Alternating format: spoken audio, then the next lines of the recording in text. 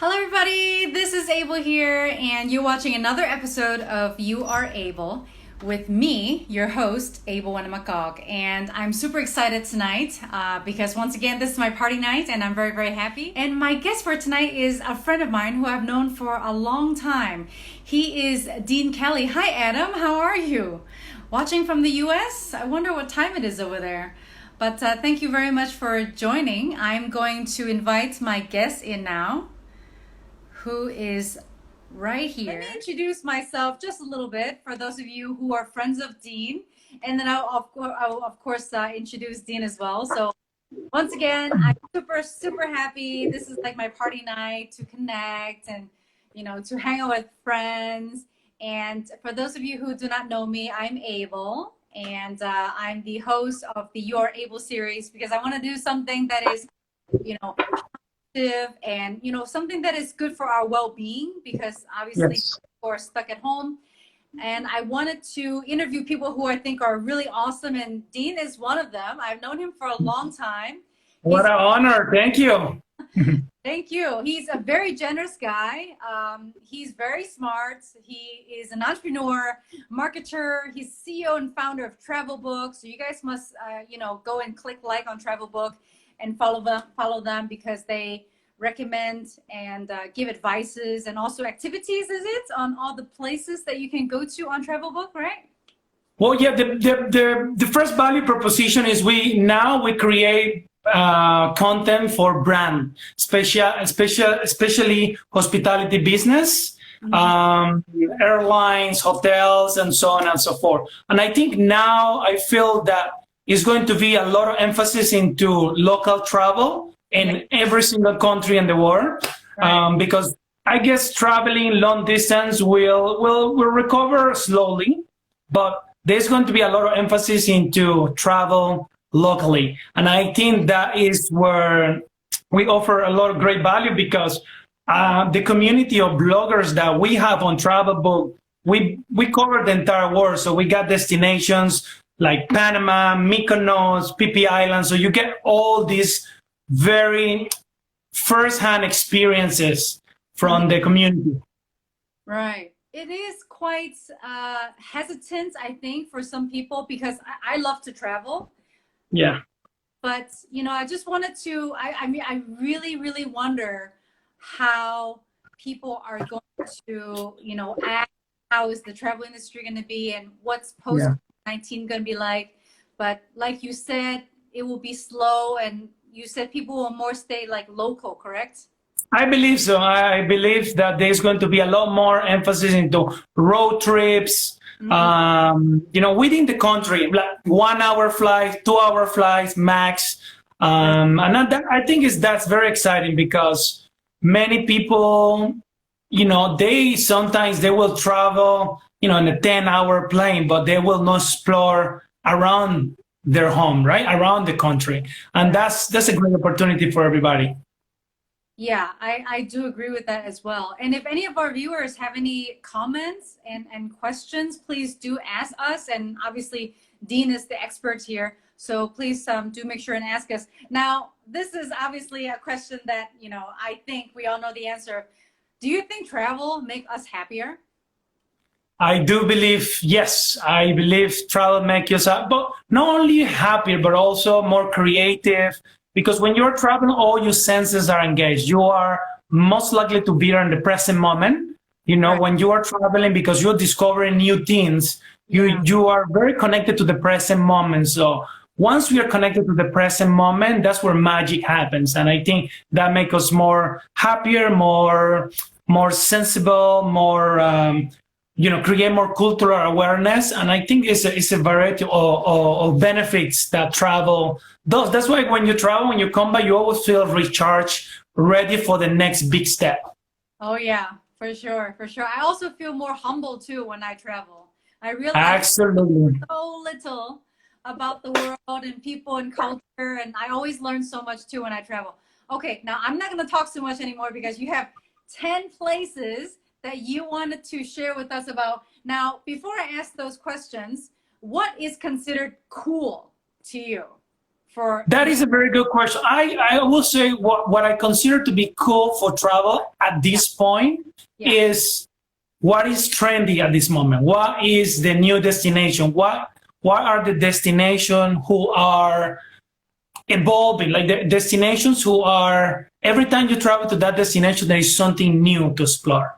And I think that makes that destination cool. Like you go, like for instance, right, in the radar, a place like Bhutan, nobody would consider Bhutan like even 3 or 5 years ago.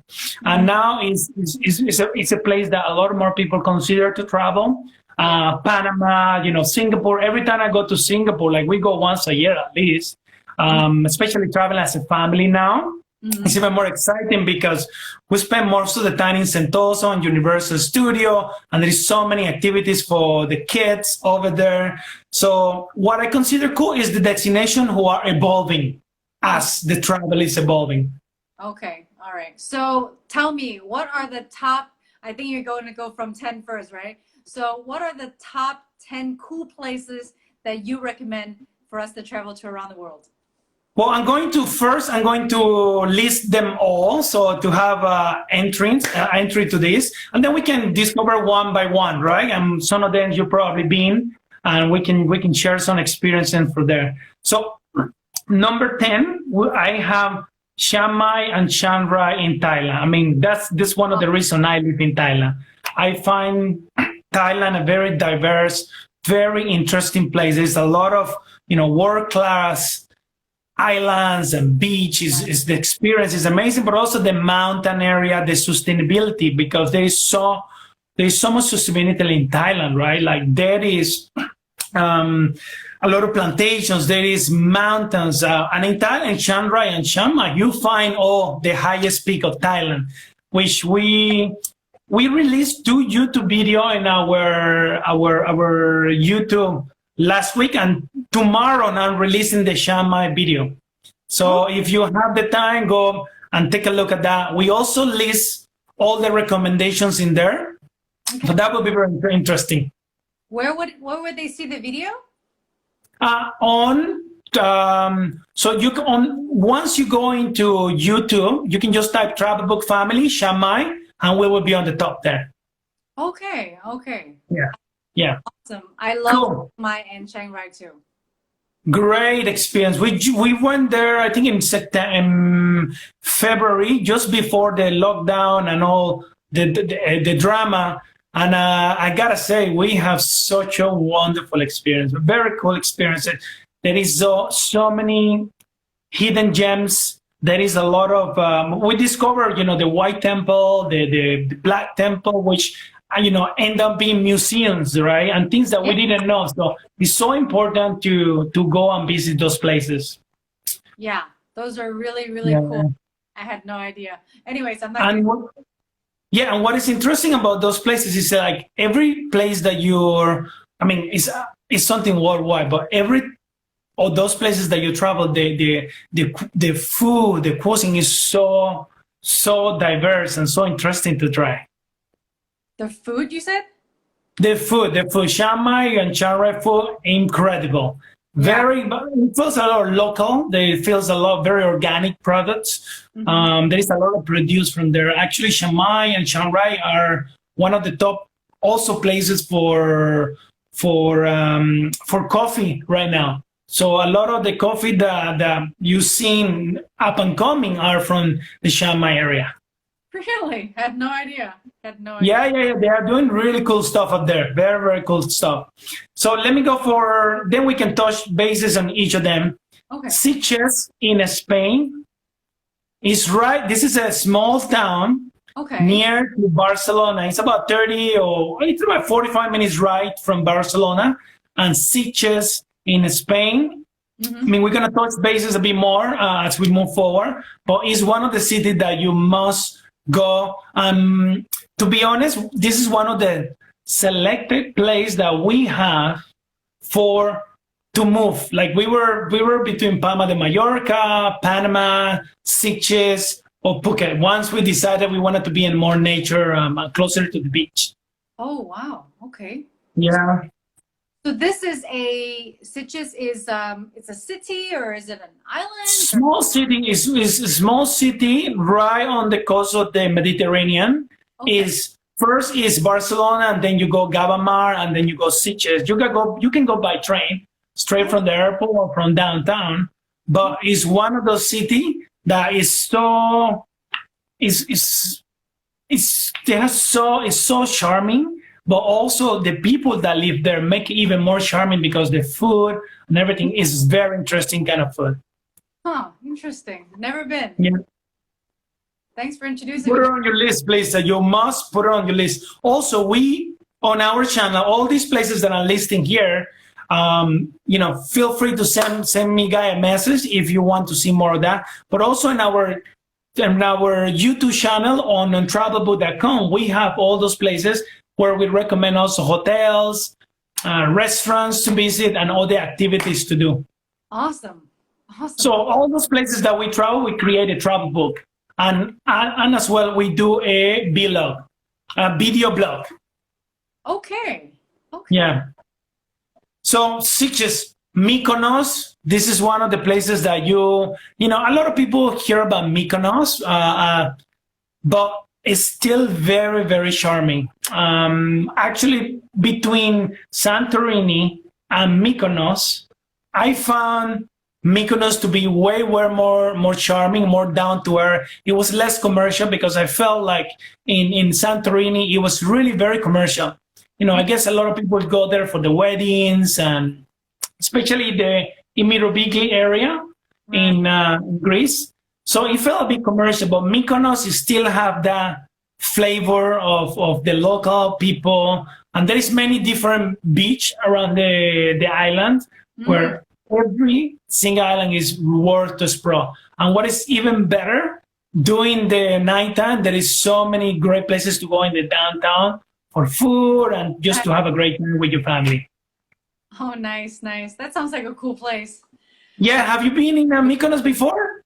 No, I don't. You have to put it on your agenda. You have to put it on your agenda. Huh? Yeah. It's one of those places that you must go. And actually, I have it on my bucket list. I wanted to spend like a month there, at least. Yeah. Very, very cool place. Is it expensive? To be honest, I find it it's like any place, right? Depending what kind of lifestyle you're looking for. But yes, you can find affordable places. There's all layers, all ranges of prices. From reasonable prices. I think we got, at that time, we got an Airbnb overlooking the entire island, and it was very nice. And I think it was less than $100 or something like that. And in summer. Yeah. Wow. Yeah, absolutely. Just put on your agenda. You must go there. Okay. Good. Moving on to the play. Oh, there you go. Porto. Porto in Portugal. So this is really interesting. No Porto in Phuket. Yeah. That's funny. Yeah, no Porto in Phuket, but Porto in Portugal is one of those Mediterranean cities that is very charming. Very charming. I felt like it was the Santorini, but with all the ruins of the old towns of Europe. Okay. It has a lot of, the river is beautiful, and the colors during the sunset there. That's one of the places you need to put on your agenda as soon as you can. Put it on your travel bucket list. Plus, the food is interesting. I think Portugal, if I'm not wrong, I think Portugal is going to be one of the first places that we will be opening in Phuket to travel. And I highly recommend, because now, apart from all the challenge that the experience of travel will become, but I think there's a good opportunity now to travel and discover more places because, there's not going to be a mass tourism going on within the next year. Yeah, that's what I believe. What do you think about that? I also think that too. I think most people will do less flights, less plane type of. So I think the airlines would definitely suffer. But, for people who want to take some cheaper trips to destinations that they've never been to, I think a good thing, but I do worry a little bit about cleanliness. And because Yeah. airports and planes obviously has accumulation of a lot of germs, so I think that's always in people's minds, and I think that prevents people or reduce a lot of people who tend to have maybe more of a worrisome mentality Yeah. to not go. Yeah, Yeah. so but it's an opportunity. Like, for example, we have been wanting to go to Japan for a long time, but we don't have the time. Is sometimes it's the money too. I mean, usually it's the time and the because you have family, and Yes. maybe Japan would be close enough to travel to now if the flight is cheap and everything would be cheaper. So I think for certain people like myself who does like to take risk, and we're young and we're youthful and we're healthy, why not? Absolutely. I think the most important thing that you can do now, if you are going to travel, make sure you're doing exercise so your immune system is good to go. You're eating very well, eating your veggies. Just make sure you're getting all the vitamins. Fresh. Because if you're not a high risk person, I think you just shouldn't be, take your precautions when you travel, bring your alcohol. But the best thing you can do, have the most healthier lifestyle that you can. Don't drink. Don't. This is the moment that you need to be a full power, full energy. Yeah, and not only for yourself, but also your family, right? But yeah, I think when all this, the situation calms down a bit, I think within the next 3 months, there's going to be a lot of great opportunities for travel and doing things like that. Yes, for sure, for sure. Good. All right, moving on to the next. And this is one of my all-time favorite. I think this is one of the reasons I'm here in Thailand. Because I remember in 1998, I saw the movie The Beach with Leonardo DiCaprio. And I was like, wow. And I love the concept of the movie because it was all about looking for the ultimate adventure, right? And especially being young, in your 20s. And I saw that movie and I was so inspired to not only travel, but also discover all these amazing places that were up there, and also all this amazing experience, the ultimate experience that are up there, right? And that's one of the reasons I came to Thailand in the first place. Like I say, okay, the moment I saw the movie, I wrote down that, and I say, in 1 year, I have to be in Maya Bay and in Phi Phi Islands. But where were you when you watched that movie? Where were you? In Panama. I was in Panama. I remember back in Panama, I was in the university. I think at that time I was 18 years old, and I saw the movie. I was like, yeah, I got to roll. So that brought you to Thailand? That was the first, that was the reason that I came to Thailand, because I really wanted to discover the Maya Bay and have my ultimate adventure myself. And it's funny enough, many years later, I went with Natalie there, right? And we went to Maya Bay and we were doing, a paddle session there. That's where we decided, if we have a daughter, we're going to call her Maya, just like Maya Bay. So it's funny how the universe, all these things go aligned in order for, and then I just felt like there was something pulling me, like I really needed to visit that area or just discover Thailand. I mean, from Panama to here is basically in the other side of the world. It's 12 hours exactly. Really? Okay. Yeah, but Phi Phi always an amazing place to visit. Our favorite place in Phi Phi to stay is Phi Phi the View Resort, which is right on the corner overlooking Maya Bay and also overlooking Phi Phi Island. And they have some bungalows and villa style, which are really high. Yeah. So if you guys check out our YouTube channel, that's the feature video, and you will be able to see what kind of experience you can have in Phi Phi Island. But yeah, definitely Phi Phi Island, go visit, is one of the kind of place. Oh, it's beautiful. It's beautiful. I mean, it's like a real life avatar, Absolutely. You how many times a year do you go there? I don't remember how many times a year I go there. I go to Phang Nga a lot. PP Island, I was just there. I was just there before the COVID started, and I was at PP Island, and I have photos that I'm probably gonna add into this video after. Okay. But it was beautiful, and they closed, so they wouldn't allow the boats to come in, so that the corals could revive. Yes. And Yes. beautiful, and it was serene, it was quiet, and the water was beautiful and clear. I mean, definitely. I mean, we live in paradise. So We are very, very blessed. So you rented the long tail boat to go there? let me. Or you were like in the speedboat or something like that? Oh, actually, our friend Yeah. owns a boat. So Okay. he took us out. So Okay, cool. it was like a two-decker. What do you call that? Yeah, Yeah. like a yacht. Not that nice. Not that nice. But it's like a double-decker, like, I don't know what they're called. I'm not a boat person, but not a yacht, but not a long-tail boat. Because he does. Not a catamaran, yeah. Yeah, he does the boat services professionally. So it's like a very Okay. easy, nice, chill, big, wide open space with big tables in the middle, and you can just Okay.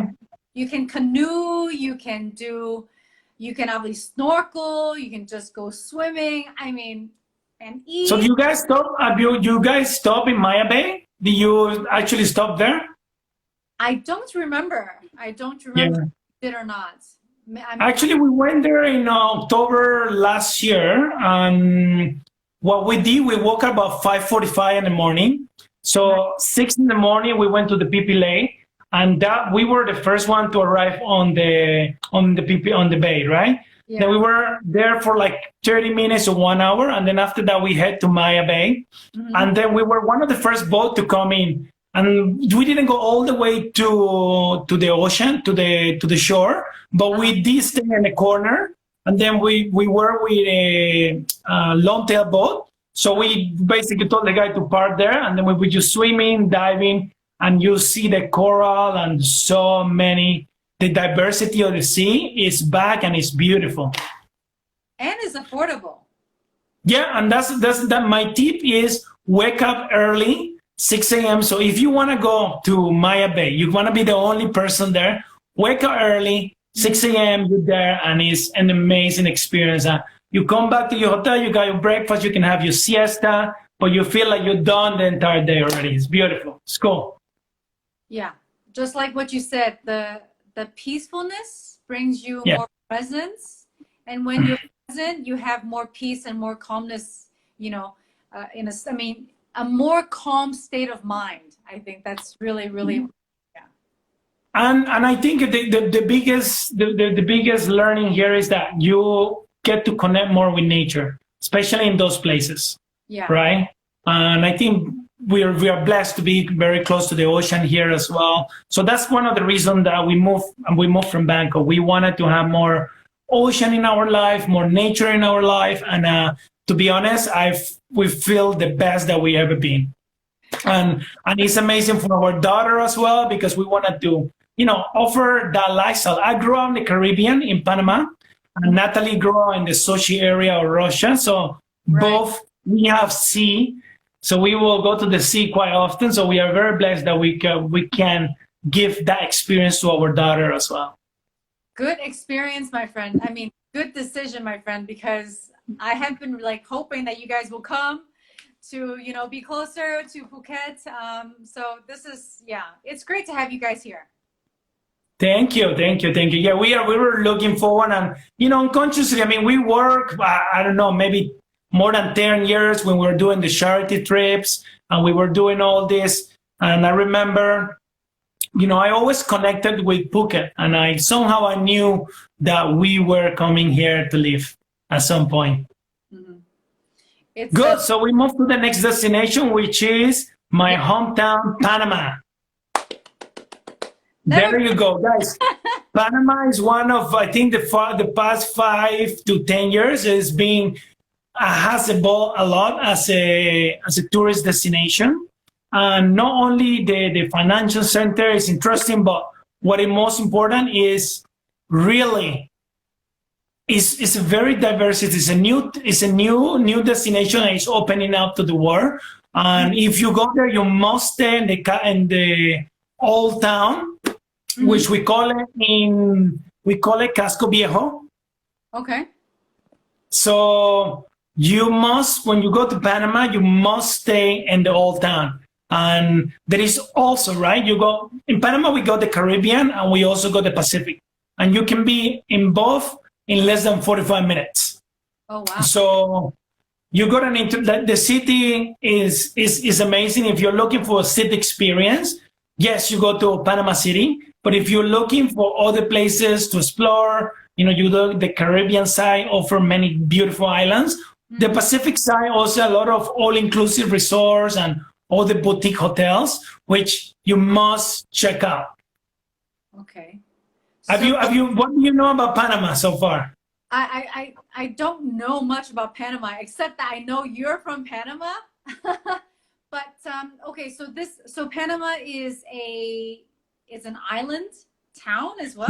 No. Panama is right on the smaller stretch in the Americas, right? So that's why we got the Panama Canal there. So that's one of the big attraction in Panama. Of course, many people come to whether sails through the Panama Canal or just go and check out the Panama Canal. But once you get there, there is so much going on in the city, and I think it's opening up amazingly. It's a must destination, especially because what happened if you're coming from US or you're coming from South America, Brazil or Argentina, with the airline that we have, Copa Airlines, you usually fly to Panama. So if you're going to New York from Brazil, most likely you're going to do a stopover in Panama. So if you're traveling to the Americas and you are visiting New York and then you are going to Buenos Aires, I think you should put Panama in the list.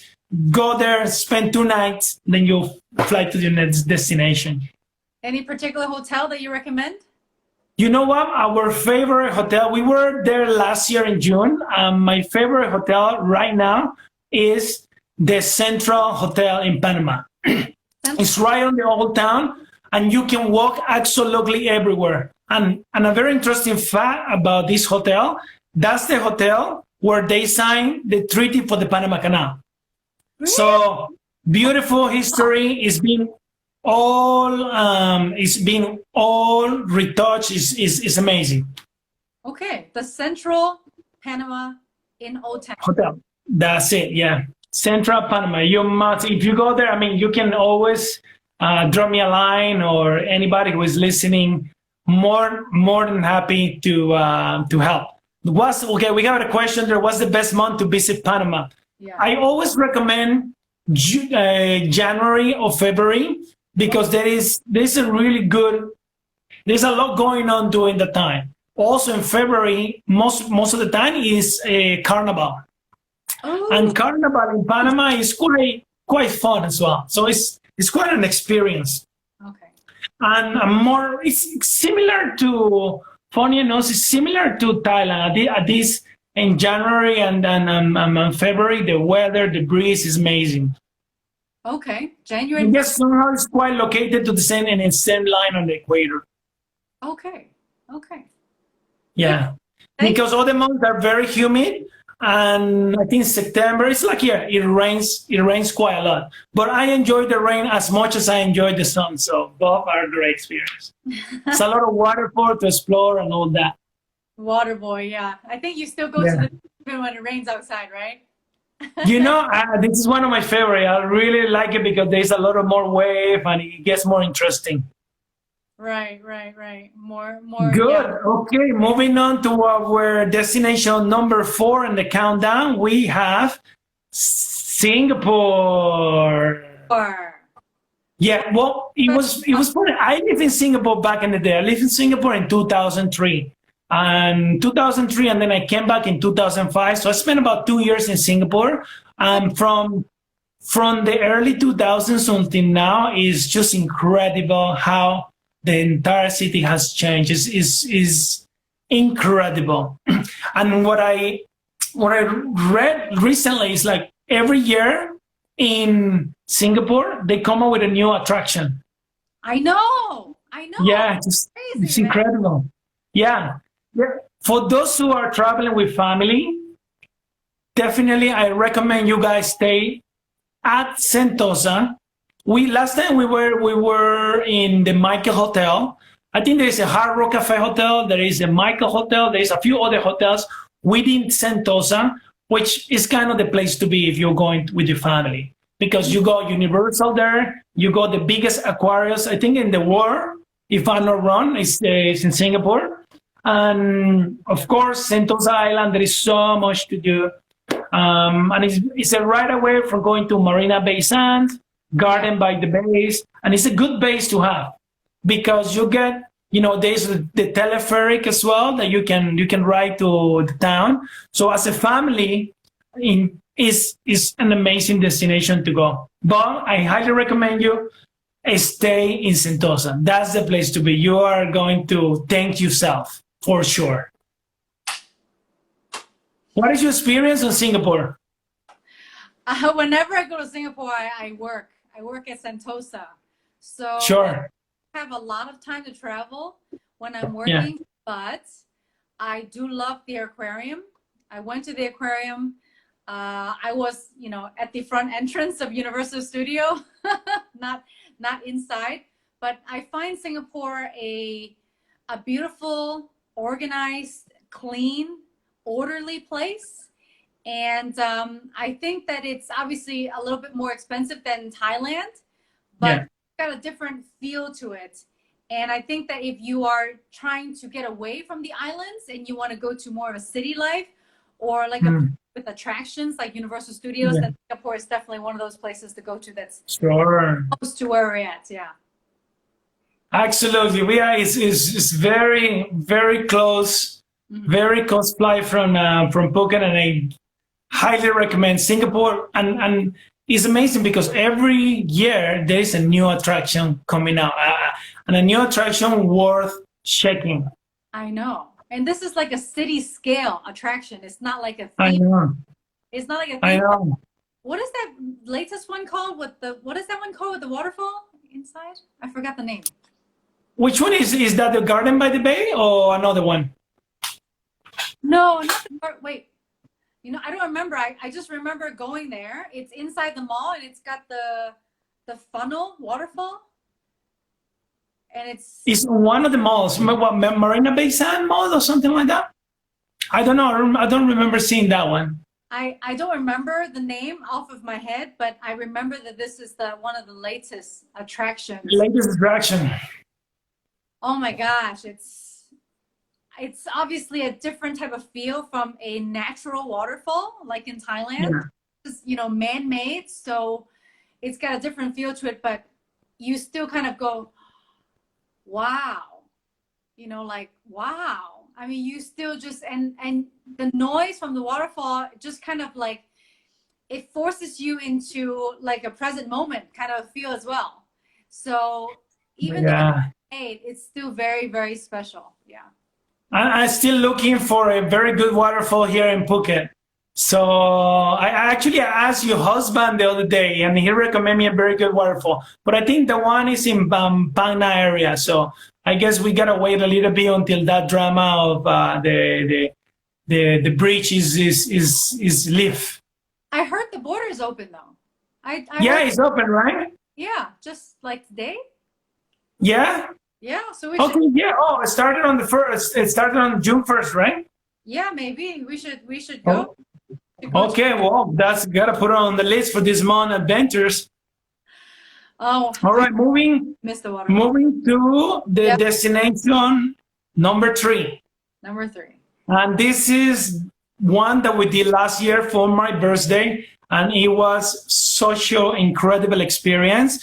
And I think a lot of people are very familiar with this because they've seen it in the photos, whether on TV or somewhere. Is Bagan in Myanmar. This is where you have that amazing balloon experience that you get to overlook more than about 3,000 temples in Bagan area. And you do this, you wake up about 4:30 in the morning, they pick you up about 5. And so it's a very early experience but man, I tell you, it's amazing. Well, and I'm getting a tip here for a waterfall, Mesot. I think I've been in that one in Mesot actually, Tilo Sur. Yeah. I think I've been in that one. I think I used to work in Mesot area many years ago. We were doing something with the Karen tribes over there, and we were giving some donations to them. So I remember going to this waterfall. I think Tilo Shu. It's a big one. Cool. So coming back to Bagan, we stay in the Tarabak Hotel, which is, I think Bagan is pretty small. And most of the transportation in Bagan, you do it through a tuk-tuk. So there's a lot of guys outside the hotels, and you can do that. And with the experience of the balloon in the morning overlooking and the sunrise is something that I recommend to absolutely everyone. It's a must. It's a must. So when you guys are planning some other honeymoons with your husband, you definitely have to take him down to Bagan for a romantic trip. But you said to wake up at 4:30? I think we work up at 4:30 or 5 a.m. I mean, you got to be there very early because you are one of the first to take off. And that's the thing about this, right? These experiences, it kind of, it's not for everybody. Of course, there's very few people who want to wake up 5 a.m. and their holidays. So I find it very interesting for everybody because, I mean, it's just a side that is a dream side, right? Sides that you only see in movies, and you get to experience that yourself. So it's very nice. I would like to, yeah, that sounds really, really, I would love to. Bagan. Actually, we do have our on the YouTube channel, so you can just type TravelBook Family Bagan, and you will see it there. Awesome. Awesome. Good. Moving on. This is exactly where we are. Destination number 2, right here in Phuket. Yes. So I'll tell you a little story about that, right? So when we were planning to move from Bangkok, we took about 2 or 3 months traveling around the world, and we went to all the potential places that we wanted to live, right? Mm-hmm. We went to Palma de Mallorca, we went to Panama. We also have in mind Sitges. It was in mind. Also, Singapore was on the discussion, but at the end, we decided that Phuket was the best option for now for us, for our families, because it's so much to do in this island. Yeah, it's very family friendly. There is so many things to explore, and there is thousands of experience, literally. Plus, we are right in the Andaman Sea, which the sunsets are one of the best in the world. And not only that, this is not a destination that we can enjoy only 2 months out of the year. We enjoy this destination all year long. So that's what made Phuket very special. Okay. And also, I think it's the community that you have in Phuket, right? There's a lot of international community, a lot of international schools. So it's a great community for living abroad. Because, like, for instance, in my community, we have people from Brazil, from Ireland, we got people from Russia, we got people from Argentina, we got people from Canada. So it's a very international community, which make this even more interesting. Exactly. And that's why we're here. Yeah, you've been living here for what, 10 years already? 15. Wow, good. 15 years, and this is home. I mean, this place feels like home. There's no other place that I want to go to anymore. And the airport here is so convenient too. You can travel anywhere from Phuket as well. So you're not, stuck in an island. This is an island, one of the biggest islands in Thailand. And of course, it's got, the big malls and stuff too, but then you can just drive a little bit and just go to the forest and be in waterfalls. And you can just go anywhere and just feel like I totally agree with that. Well, my friend R is asking about what's Phuket most hidden gem. Okay, go first, and I give mine after you. I have to think about that. I've been Okay, well, I will fire out mine, and I think the the hidden gem in Phuket, which actually I got to experience last year when I came, is the Phang Nga Bay. We were in the catamaran then in the Phang Nga Bay, and we were sailing for like 4 hours, and there was islands and islands and islands and rocks, and there was like just incredible the amount of beauty, the natural beauty that you find in Phang Nga Bay. I find it really, really good. I will also say, of course, the area of Laguna. If you are coming to Phuket, to stay in the area of Laguna area is very convenient, because you go one of the largest beach in Phuket, which is I call it the Laguna Bay, which is Layan, I think Bantao, and I think there's like 3 names for this beach. So I say, okay, I'm not gonna say all those beaches. I'm gonna call it the Laguna Bay, and it's about 7 kilometers of beach, and it's one of the best beaches for sure. I think half of the beach there's a few hotels, and it's quite populated in Bantao area. But as you move towards Layan, very quiet, very normal. There's a lot of places on the beach, like for instance, Sand and Sea, where you can have some amazing local Thai food, right? Which is, it still bring you memories of 20 years ago, how Thailand used to be, rather than to have all the beach clubs and all that stuff. And if I may add, when you ask, the most hidden, I think we're not going to, Dean and I are the nature types, we're not going to recommend you like Patong and those kinds of, commercialized places. I think what we both enjoy and like is the nature and the rustic culture of being back to down to earth, to be close to earth as possible. And some of the places that I do recommend are definitely not any of the commercial places, but the waterfalls and the beaches, because when you're there, there's so many waterfalls, I cannot even name them all. And some of them I cannot pronounce because they're difficult.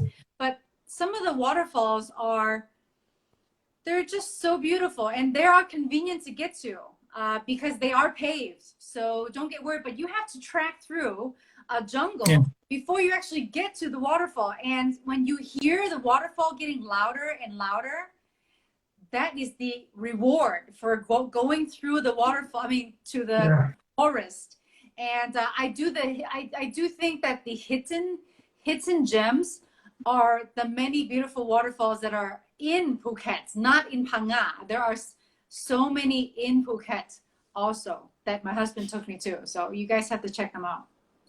Absolutely. I think, Art, you got it there. Next time you come to Phuket, we got to go and check out those waterfalls together. Yeah. Yeah, for sure. I think, and not only that, but it's funny that you mentioned Patong, because I never personally been down there to stay. Like, I've been traveling here for so many, many years, and I never stay in that area. I usually used to stay in Alinta or the Laguna area, which is kind of more natural. Like, I usually, when I come to the beach, when I travel to the beach, I really want to be at the beach. So I don't even go in the nighttime or even go out or anything like that. I want to wake up early. I want to hit the beach 2 or 3 times a day. I usually do in the morning, 7 to 9, and then in the afternoon for sunset, because during the day it's just too hot. Yeah. And I always say this: if you're really white, just go there at 12. But if my type, just keep it early. Better. Yeah. Yeah. Good. I don't get any darker though, Dean. Yeah, I think I take a lot of sun. I don't mind, but yeah, definitely. I think it's less harm for the skin, right? If you go earlier or for the sunset.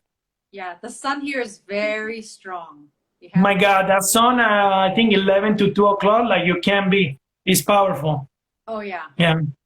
Definitely. Cool. Okay, so we're gonna close it with one of the destinations that you guys, I highly recommend to absolutely everyone to put it on the travel list, like right now, to bucket list.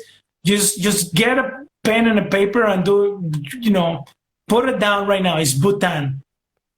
Bhutan. That's right. Yeah, Bhutan. Bhutan is one of the gems of the world because it's quite limited to travel to Bhutan for many people. I think they allow, if I'm not mistaken, about 200,000 people per year only to enter into Bhutan. And in order to go to Bhutan, you cannot just go for the sake of going. You have to go and you have to partner up with any of the travel agents within Bhutan, because when you go to Bhutan, you are going to be guide. Okay. Yeah, they I think the only people that can go there with the agency or is the people from the neighbor country India. But if you're going to Bhutan, you need to get a travel agent within Bhutan who are authorized by the tourist authority in Bhutan, I guess, and they will organize the agenda for you. Like the time that we went, we wanted to check out two places. It was Thimphu and Paro. Paro is where you see the tiger nest, the temple and the mountain. The one that many people see in the movies, right? I think it's a few movies that showcased that temple right on the middle of the mountain, and it was amazing because when we were there, we were climbing out. The climb up, we took Maya, by the way. Maya all the way up there, yeah. So Maya was 2 at the time, and we took her all the way to the tiger nest. And when we were there, it started snowing. Really? It was incredible. Like, I think what was one of like the experience was totally surreal, but from the food is very organic. You can see that mostly is all locally produced. Actually, it's something that we discovered that they don't have any. They import all the meat from outside. They don't do any slaughterhouse within Bhutan. Also, they measure the country progress by gross domestic happiness. I was gonna right. So yeah, so they investigate that. So yeah, there's something that you must put on your travel bucket list as soon as possible because it's one of the kind. I think it's definitely a place that I want to go to as well. Yes. I heard about the happiness thing from them, that they are one of the happiest people or countries in the world. I think there was an article running around back in the day. I think it was because they started measuring the gross domestic product as the happiness. I'm not sure, who is the happy or, there's, I consider all those articles clickbait, to be honest. I don't think it makes any sense, those measures. Man, I think last time I hear it was like Iceland or something like that. I think those are articles just clickbaits, and I don't even pay attention to that. But I remember hearing the gross domestic happiness in Bhutan, and I got curious about that. And we end up being, I think 2 years ago for my birthday in February, we were there with Natalie and Maya. We visited Thimphu and Paro. And I think there is another 4 provinces to visit that we will plan to go back probably next year. Wow, that's awesome. And it's a very short flight from Thailand too. You fly to, I think it's about 2 or 3 hours. You fly to India first. You do a stop and then directly to Bhutan. I think it's Bhutan Airlines. Do we need a visa? Yes, you do need a visa. So I think that the way it works is they have a daily budget per person. So I think it's about $120 the time that we went, 120, 150. But that includes your food and the hotel if it's a three-star hotel. Or 3 or 4 star. If you go for 5-star, you need to take care of and you own. But for that daily fee that you're going to pay, you get the food, you get the guy, and you also get the the hotel, the accommodation, if it's a 3 or 4 star. But if it's 5-star, you have to pay you extra. But it's an experience that everybody should do it for sure. That sounds very affordable. Yeah. Very, very good. Wow, that's awesome. I think that's a really wonderful list. I think Mykonos, I would like to go. Definitely Bhutan and Panama is another place that I would love to go to. So thank you so much for this wonderful list that you have. By the way, it's very easy to fly from Panama from here because I think Turkish Airlines is flying direct. So if you fly from here, Phuket, Turkey straight to Panama. If I'm not wrong, also Qatar Airways and Emirates, they doing direct flight from Dubai and Qatar within the next coming months. Awesome. Does TravelBook offer any like flight deals or? Yes, we do offer. We do flights, we do package, we do car rentals, we do hotels, and we do tours and activities.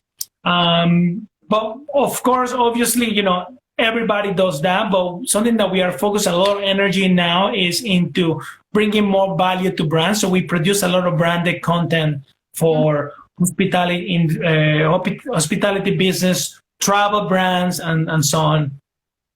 Well, you must be very busy, and that is where the future is. Everything is online, and I think traveling will pick back up eventually after this, maybe after this year is over and, things like that. But I definitely think you're on the right track with what you're doing. And I wish, you a lot of success with TravelBook and all the things that you're doing. So. Thank you. It's very fresh and very good to have this live chat. Thank you, Eva, for having me in your Able show. I love it. But tell me more about the show. I wanted to understand a bit more of the concept that you're coming out with the show. Well, the reason I created, I have 1 minute left, 2 minutes left before I have to close. Okay. I started You Are Able because I wanted to do something that bring more positivity to myself.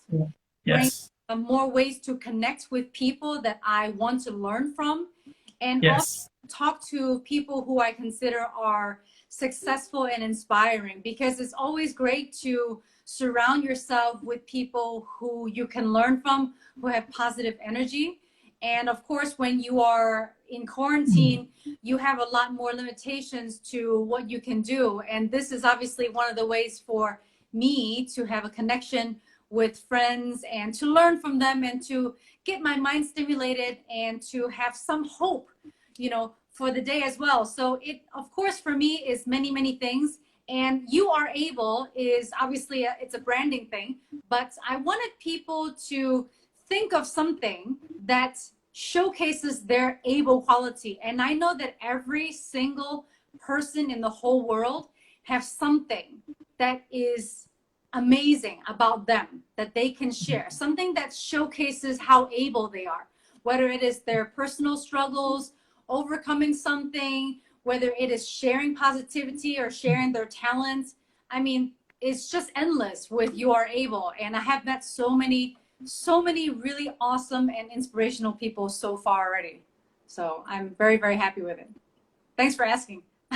Oh, cool. Yeah, no, I wanted to get to know more about the program, and it's wonderful. Thank you so much for having me, and it's been an honor as always. And thank you so much, Junior. I will see you soon, okay? And I have 5 seconds. Very soon. I see you in the sunset. Bye-bye.